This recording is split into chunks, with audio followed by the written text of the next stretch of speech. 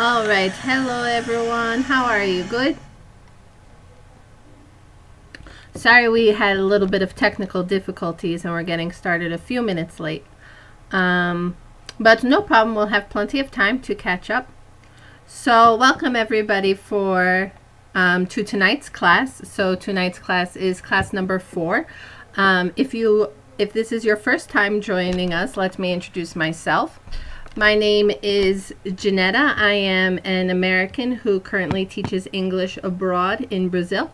And I work for Seed Idiomas in Caratinga, teaching English to students of all ages as well as all levels. So from beginners to advanced and so on. All right, so today we are going to focus on formal and informal English. So here we're going to be talking about some different ways that we can communicate, or that people generally communicate, either in written English or in speaking as well. It's very common, okay? So either talking about online, talking in emails, text messages, even writing formal papers. So then we will go over this sort of informal language today, okay? So today we're going to focus on 3 different topics. We're going to focus on abbreviations, acronyms, as well as initialisms. So let's take a look here.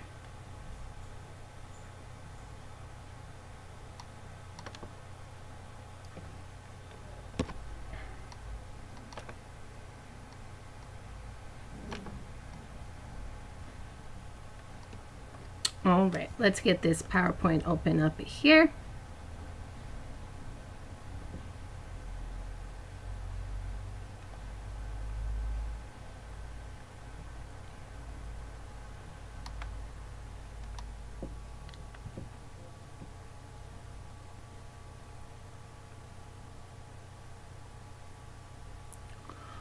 All right, so let's take a look here.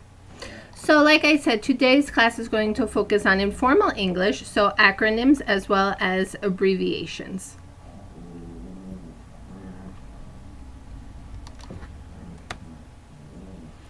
All right, so let's look here. When exactly should we be using acronyms and abbreviations, and what exactly are they for, and how are they different?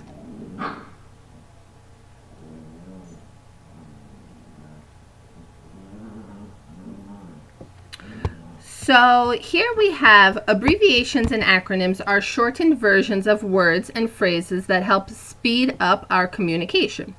So we use these when we want to shorten either a text or what we are saying, and we want to sort of make things go a little bit faster. All right. We also have what we call our initialisms. So initialisms act in the same way, and we'll go over in a little bit more detail exactly what initialisms are. Now, acronyms and initialisms are both types of abbreviations. So they all fall into this same category of abbreviations. So we think of abbreviations as like the big umbrella, and then it can be broken down into either acronyms or initialisms. So let's look here. What exactly is the difference between acronyms and abbreviations? So acronyms must spell out another word. All right. So acronyms always spell out another word. It's a shortened word to simplify a long organization or a name, a scientific term, or an idea. For example, an acronym would be SCUBA, okay? So you know when you're underwater and they have the swimming apparatus that you can use to help you to breathe underwater. We refer to this as SCUBA, all right? So we have the letters SCUBA. But when I am speaking about this, I don't say, let me go get my SCUBA gear. No, we say SCUBA. So it's actually letters that stand for something, but it's brought together to make an actual word. All right, so scuba refers to a self-contained underwater breathing apparatus. Now, let's look here. Abbreviations. So, abbreviations are a series of letters. It's a shortened form of a word or a phrase. For example, EX period stands for example. So we don't say X, it is hot today. We say EX. So when we're talking about the abbreviations, we actually say the letters. Now, initialism. So initialisms are also a series of initials or words or a phrase that form an abbreviation. They are not pronounced as a word. So for example, like we saw in the previous example, scuba, S-C-U-B-A. We say scuba. But with initialisms, we have to pronounce or enunciate each specific letter. For example, VIP. We don't say, he's a VIP. We say he is a VIP. Very important person. So with initialisms, we have to actually enunciate or pronounce each specific letter. All right, we don't put the letters together and form them into an actual word.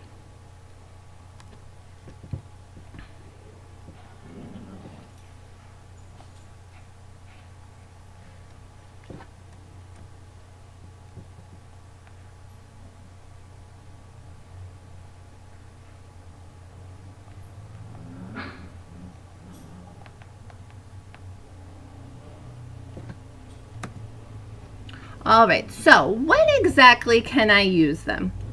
So when we think about when exactly we can be using our acronyms or abbreviations, we want to really think about the audience. Who are we speaking to? All right. So here we want to ask ourselves two questions. So the first question should always be, are you writing something formal or informal? We really want to use abbreviations and acronyms only when we're speaking or writing in an informal manner. So if you're speaking or writing in a formal manner, then you should not use acronyms or abbreviations. The second question that we should always ask ourselves is, will everyone understand the meaning of your abbreviated words or letters? So for example, if I'm writing an email, let's say, to my grandmother, who's 91 years old, if I say, hey grandma, how's it going? I saw the funniest thing today. My dog was outside wearing boots in the rain. LOL. If I say to my 91-year-old grandmother, LOL, she's not going to understand what this means. This abbreviation of laugh out loud, ha ha ha. All right, so we really want to make sure that our audience is also going to understand the meaning of our abbreviations, okay? But for example, if I say to my grandmother, P.S., can you make me a cake? She will understand P.S. because this abbreviation is very old and stand. And then afterwards we can have the abbreviation of LOL.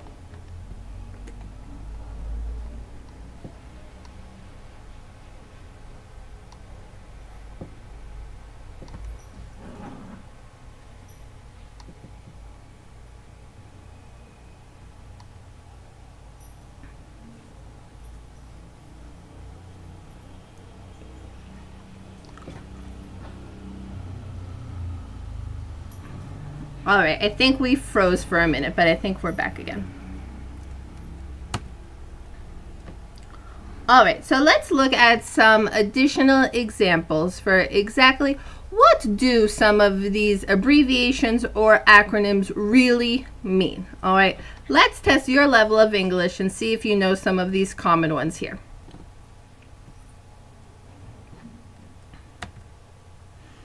So the first one we have is FYI. FYI.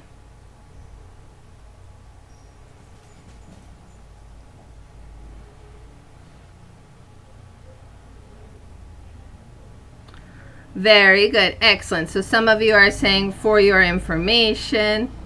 Perfect. Any other ideas? FYI. Have you heard of this one before?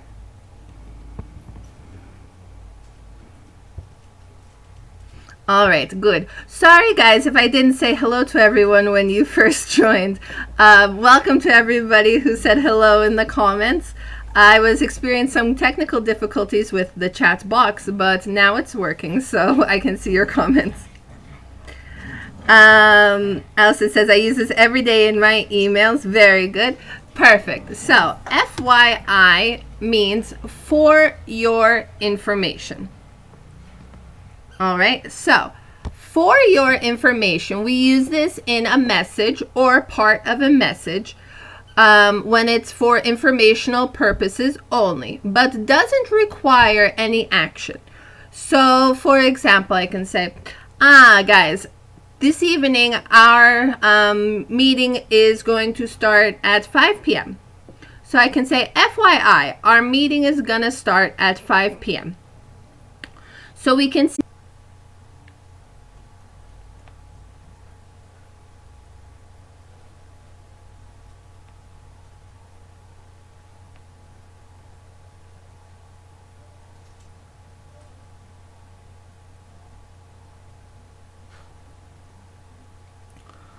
All right, guys, let's look here. So we got frozen for 1 minute, but now we're back. Let's see.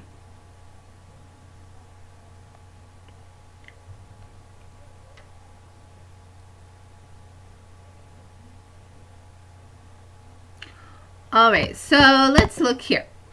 So we can say FYI when we're speaking and we want to give additional information, but we don't have to require any action.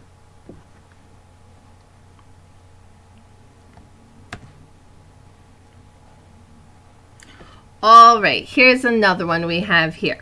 What about RSVP?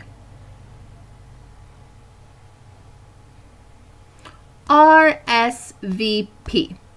Any ideas exactly what this means? Let's see in your comments if you have ever heard of this.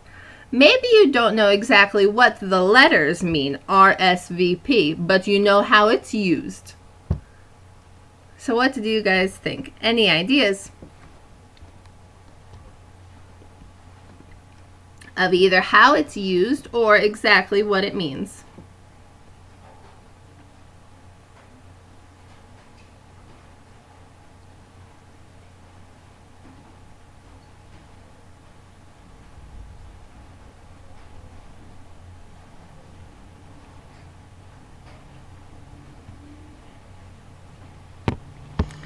Google says, very good. All right, excellent job. So Jean has found out the real translation of the letters RSVP. Good, which is an actual, it comes from a French word, which is interesting.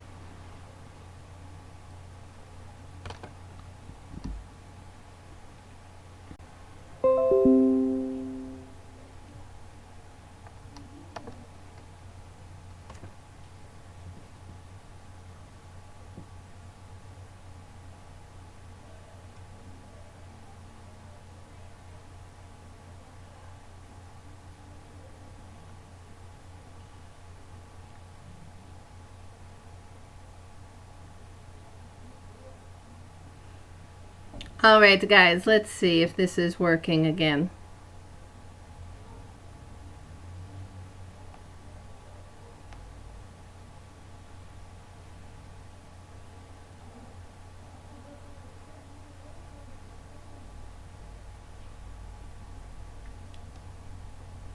All right, I think we're back. So let's try again. Sorry, guys, we're having some technical difficulties, but let's look here. As you guys know, today's class will be saved, so you'll be able to reference it later on. And if you think that the quality of the video is not very good for reference afterwards, I will record it, re-record it on my own time, and then send for you in the Telegram group as well, okay, so that you have the information.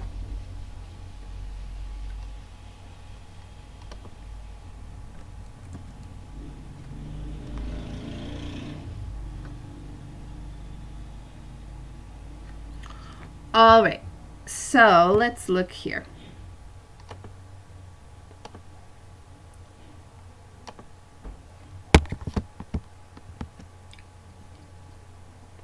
All right, so we were talking about RSVP.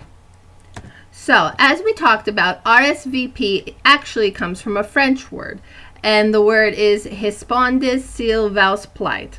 Now, I also don't know if I'm saying this 100% correctly because it is in French, but it does mean to please respond. So to require confirmation of an invitation.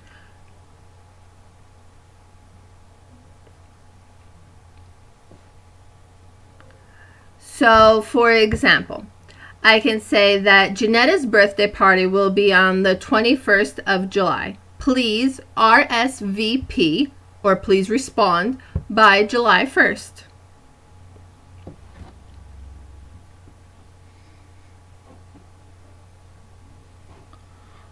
All right. Let's look at this next example here. We can also say BYOB. Now, this is more for the party goers, and is a very common phrase that's used in college and in parties and things like this. Any idea exactly what BYOB refers to? Let's see some of your comments. Do you know? Have you heard of what this is before?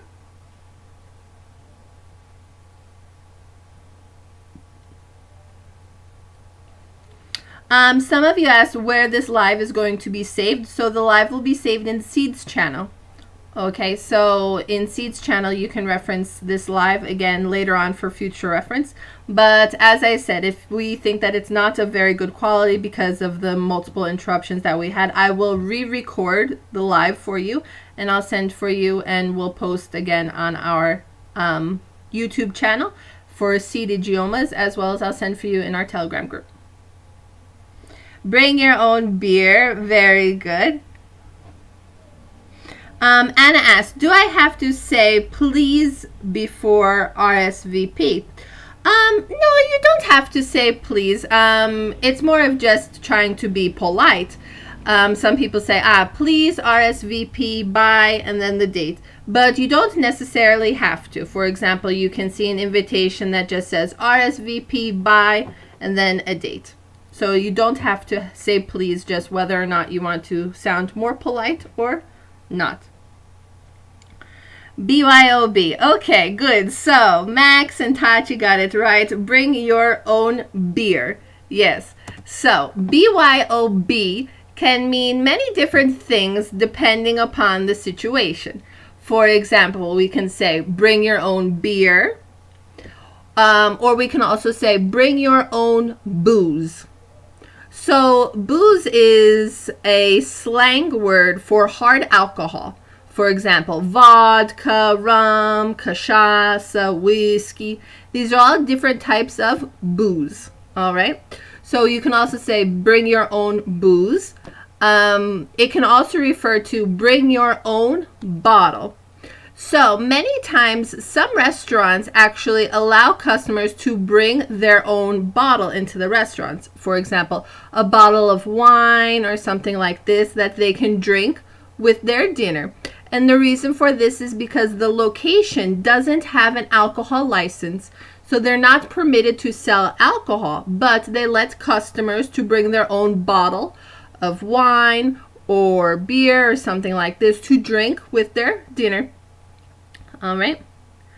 Another one that we can use it for is bring your own beverage. So this is more sort of generic. It doesn't necessarily apply to alcohol, but it can as well.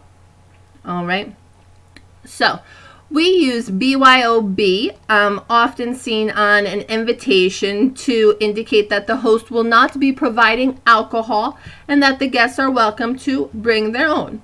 Like I said, we'll also see it a lot in restaurants or businesses that allow some customers to bring their own bottle because they don't have the license. So, for example, I could say, I'm having a party at my house on Saturday, BYOB. Okay, so if you want to come to party with me on Saturday, BYOB.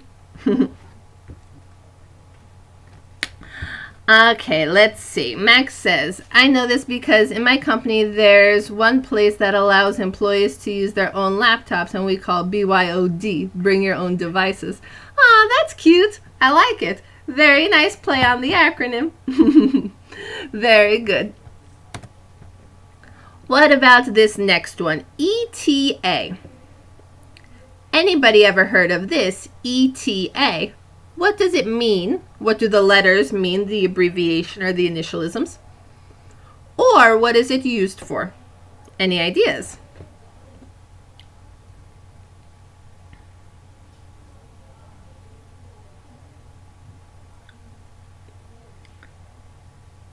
Jana says estimated time of arrival, I think. Any other ideas?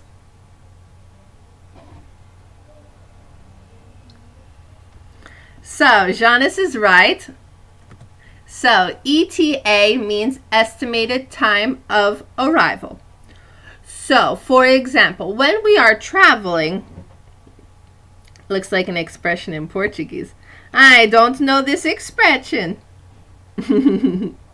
Electronic travel authorization. Actually, so another thing with abbreviations is many abbreviations can have multiple meanings, and you'll be able to understand exactly what the meaning is based on the context that it's used. So in this example, and usually what it's most commonly used as, ETA refers to as estimated time of arrival. All right, so for example, the time when a ship, vehicle, aircraft, cargo, emergency service, or person is expected to arrive at a certain place or specific destination. For example, if I'm on my way to work and I'm talking to my boss, I say, yes, I'm sorry, I'm leaving my house now. My ETA is 5:15 p.m. It looks like ETA. Very true. Yes, almost. ETA. Very good. So, ETA refers to estimated time of arrival. Okay, so what you think your arrival time is going to be for either your destination or the place where you are going to. I have heard of this ETA expression as well. So, yes, it's a good one. What about another one? Now, this is very commonly seen in a lot of places on the internet. FAQ. Any idea what FAQ refers to? Or when we use it? Let's see some comments.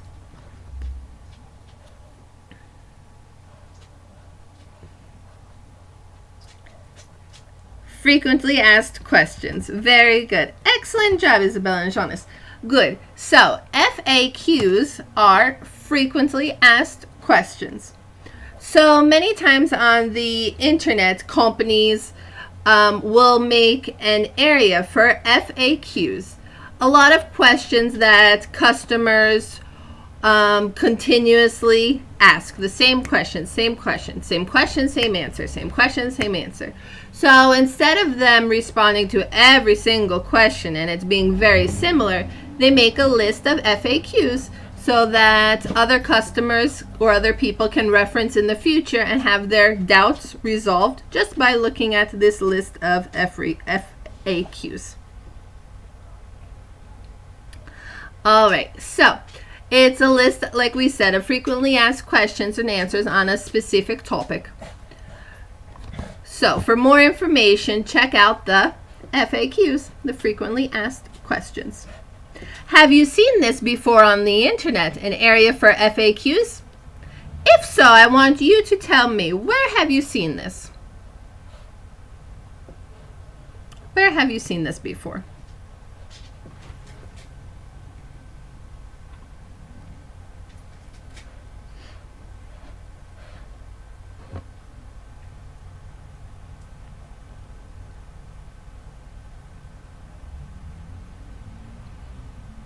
Have you guys seen this before on the internet, FAQs? If so, where? For example, I know that I was recently shopping for something on Mercado Libre, and then the vendor had an area at the bottom for FAQs. So common questions and answers that people had already asked that they put there so that you don't have to ask the same question and wait for a response. Just websites in general. Exactly. Most websites have an area specific for FAQs. Good. All right. Now, this one's kind of funny. Any idea? SOL. Blogs, web stores, bank websites. Very good. Excellent. So all of these are really good examples of where we can find FAQs. Good. Now, let's look here. SOL. Any idea what this means? SOL. It's slang. It's a slang meaning, I guess I should say. And it's used amongst like a younger generation. Like the party goers, the BYOB people. Any idea? SOL. Alright, let's look here. Shit out of luck. So, I can say that, for example, SOL. I forgot my phone at home. Guess I'm SOL. Shit out of luck. So like I said, it's really slang, this expression. And it means to be completely out of luck or to experience very bad fortune. All right. So, for example, when you're not lucky or something, you can say that you are SOL. What about here? AKA. Any ideas of what this one means or when we use it? AKA. For example, some people call me JJ, aka Janetta. Also known as. Very good. Excellent job, Senimo and Jonas. Good. So, AKA means also known as. So we use it to introduce any sort of alternative name or to refer to someone's nickname. For example, I can say that Michael Jackson, aka the King of Pop. So Michael Jackson was often referred to as the King of Pop, the greatest pop artist of all times. All right, so we can say AKA, also known as the King of Pop. Good. Now, do any of you guys have any nicknames? For example, I don't really have any nicknames, but many people in the school started to call me JJ because it's easier to pronounce than Janetta, which I get it, easy enough. But do you guys have any nicknames? For example, I can see all of your real names, your complete names, but do you have any nicknames? AKA, and then another alias that you're referred to as? Samuel, aka Samuka. Very good. Excellent. Anybody else?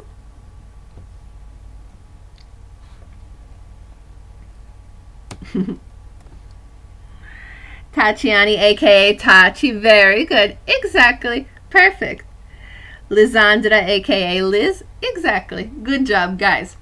All right. What about here? ATM.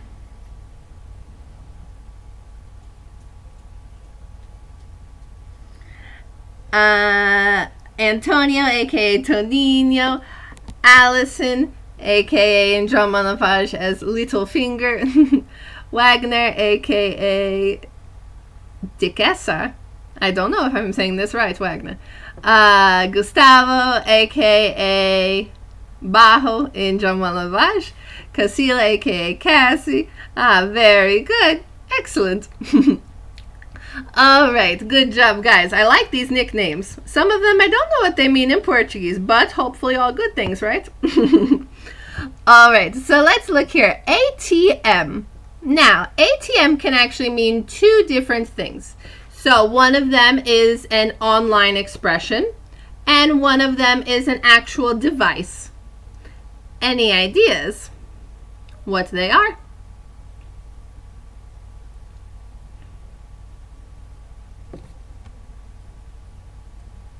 So Max says at the moment. Very good. So at the moment is the online expression, correct? And what about the device? Anybody know what the device is? ATM is the place where you get your money. Exactly, Allison. Good. So ATM can refer to the online expression at the moment. So for example, one's current temporary circumstance.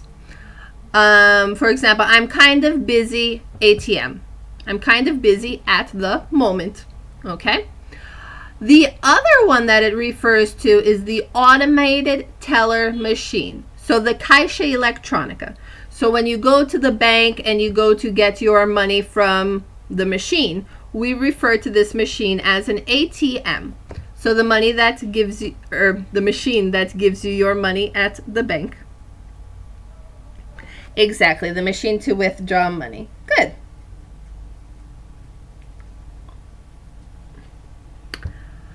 So it's referred to as an ATM, which stands for the automated teller machine, because it performs the role of a bank teller. The bank teller is the actual associate that works at the bank that will help to process a withdrawal or a deposit for you.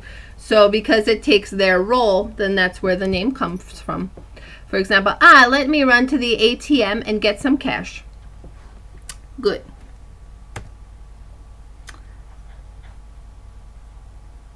All right, let's look here.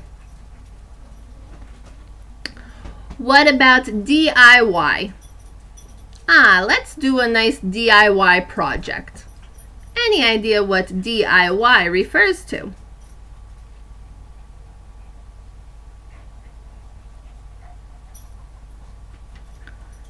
Have you heard of this one? Or do you know what it stands for? Let's see. DIY.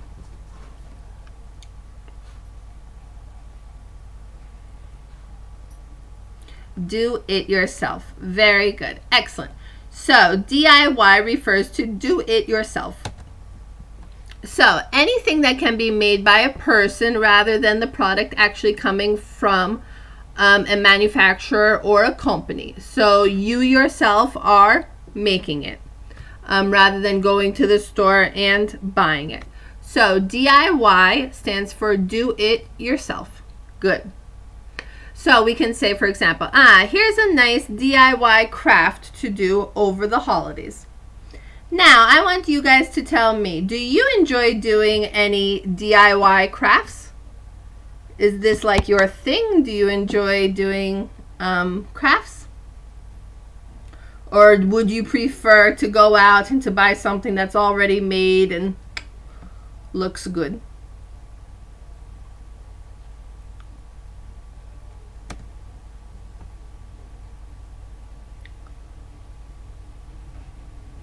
All right, so here's another example. MIA. What do we say when someone is MIA? Jonas says his computer is a DIY project. Very good, excellent. Always trying to make some fixes or upgrades. Good job, guys. Excellent. MIA, missing in action. Perfect. So, missing in action can imply that a person hasn't been seen for a period of time. For example, have you seen Mary lately? Nah, she's been MIA for the last few weeks.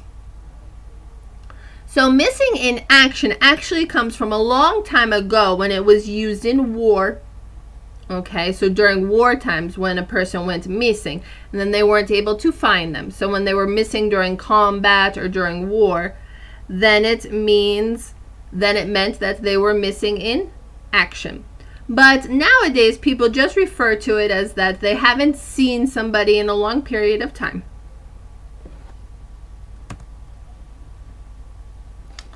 All right, good. Now let's take a look here. Some common abbreviations that are used in writing.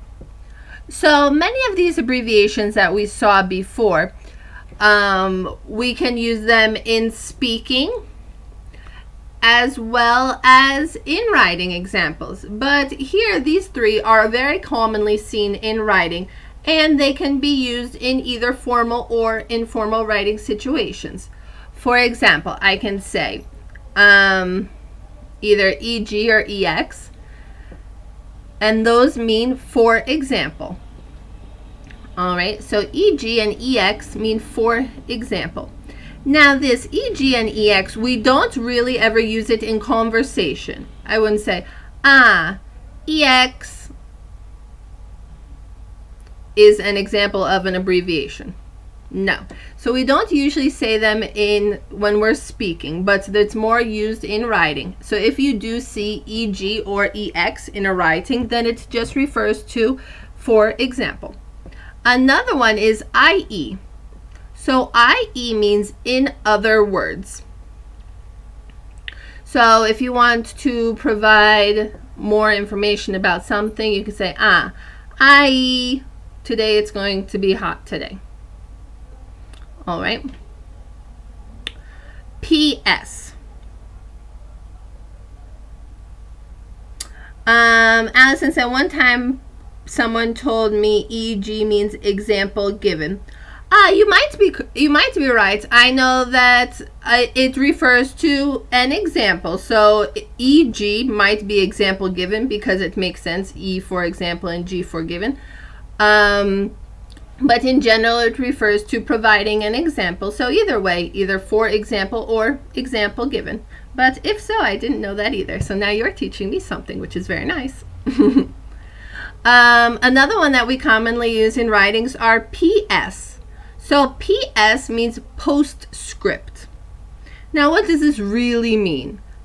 Usually at the end of a letter or an email, we add it as an additional thought. So for example, imagine that you wrote your entire letter and you signed your name, and then after your signature, you write PS, and then you add your additional thought.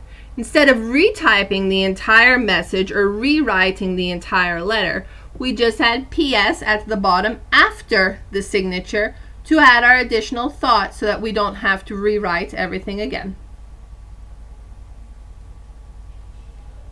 PS is the name of a movie. It's very good. IE is very common in scientific books.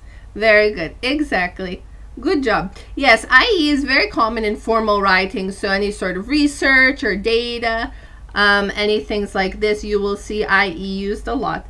And PS, I know there's a couple movies that have PS in it. I think like PS I Love You is a movie, but they're very good. I agree. All right, guys, any questions? So I apologize for some of the technical difficulties that we experienced during this live. Like I said, tonight's live will be saved on our YouTube channel for you to reference. But after tonight's class, I will have our tech department take a look at the video, as well as myself. We'll reanalyze the video to see if it's of good quality or not. If not, I will re-record this class for you this evening and send it for you via the link so that you can rewatch any of the parts that we sort of froze at. Or review anything for future reference. After tonight's class, I will also send for you a worksheet of common abbreviations and acronyms, and let's see if you know exactly what the meanings are. Some of them are ones that we reviewed during tonight's class, but some of them are also some other different ones. So let's see how good you are. If you have any questions, don't hesitate to send a message in our Telegram group, and I'll be happy to help you guys answer any of your questions. Also, tonight at 10 o'clock, actually every day this week, Monday through Friday at 10 o'clock, join us on Instagram at Seed Idiomas, and we will be having live sessions between Kaye, who is the coordinator at Idioma Lavage, and Ty, who is a fellow American, and they are talking about many different things about American culture and some common phrases and slangs and many different things. In English, teaching some different grammars, vocabularies, and things like this. All right, guys, so that's all. Thank you so much for joining tonight. Thank you for hanging in there during all of our technical difficulties. I really appreciate it. And we'll see you guys on Thursday. Have a good evening. Bye-bye.